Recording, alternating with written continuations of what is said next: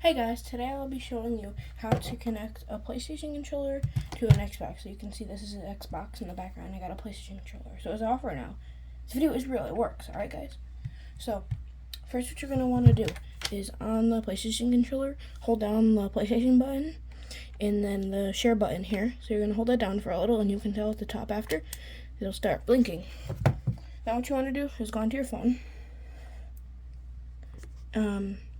Go to Bluetooth, turn that on if it isn't on yet, and then you can hold down on it, go into here, click on pair device, and then it should pop up. If this is flashing after a little bit, it should pop up as wireless controller. You can click on that, wait for it to pair.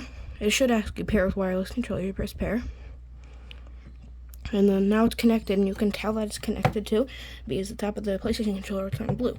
So what you want to do is X out of that, go into the Xbox app,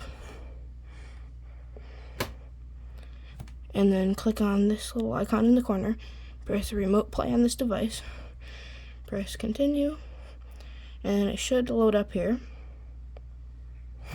doing this.